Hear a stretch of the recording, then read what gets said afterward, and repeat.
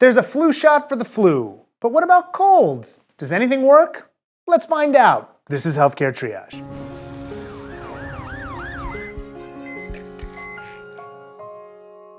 Echinacea. Studies including as many as 3,000 people have looked at whether echinacea prevents colds or whether it treats them. For neither purpose does echinacea stand up to scrutiny. It's hard to do a meta-analysis, and I hope you watch that episode, because studies look at different parts of the plant and they use different methods for each of the studies. But in 2006, a Cochrane systematic review was published. In 16 studies of the herb, echinacea did no better than placebo for preventing or treating colds. In the best studies, which were randomized controlled trials, the majority of studies still found no benefit for echinacea in preventing colds. Studies done since then aren't any more convincing. In 2007, a group of researchers claimed that the evidence from 14 studies suggested that echinacea did shorten cold symptoms by a day or so. Unfortunately, other researchers claimed that those scientists didn't combine the studies appropriately and that the results can't be trusted. Bottom line, even in the weakest studies, the evidence isn't really compelling. And let's face it, results from the better quality studies are more trustworthy.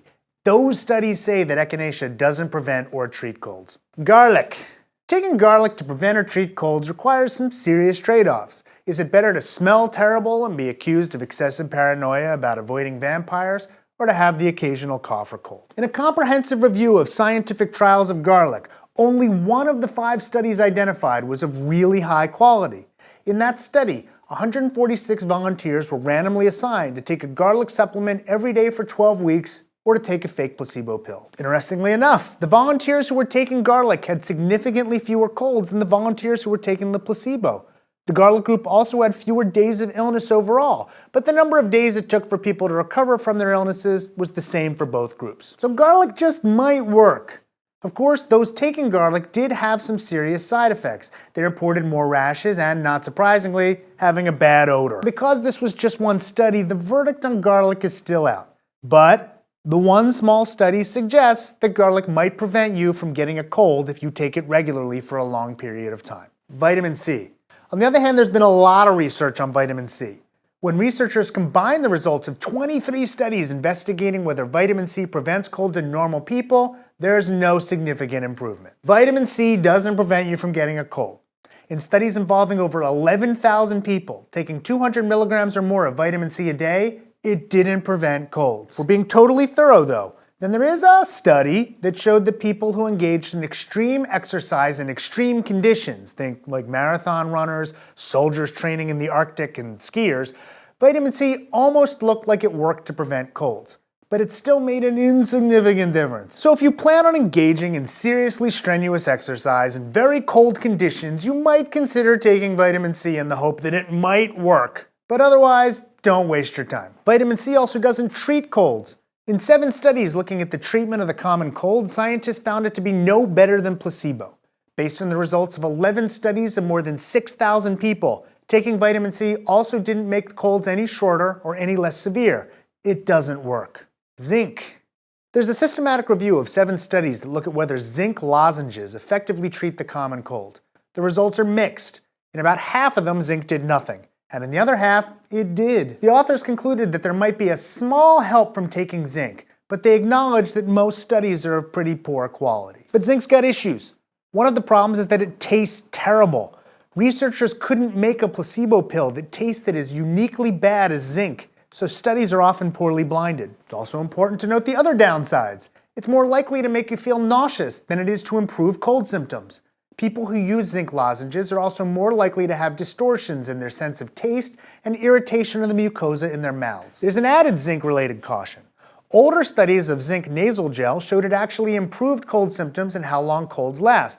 But putting zinc nasal gel in your nose permanently damaged your sense of smell. Losing your sense of smell and your sense of taste, which is affected by how well you can smell, is a terrible price to pay for shortening a cold. Makers of zinc nasal gels have actually paid out over $12 million in lawsuits from people who damaged their sense of smell permanently because of zinc.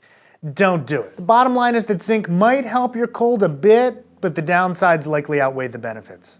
Airborne is a popular supplement among school teachers who claim that it prevents them from picking up all the germs spread around their classrooms full of sick children. The Airborne package even tells the moving story of how it was created by a school teacher who was frustrated with just that problem. Given what it says in the package, it may surprise you to hear that Airborne hasn't been studied scientifically. Since Airborne is an herbal supplement, it's not regulated by the FDA, and its makers aren't required to tell us exactly what's in it.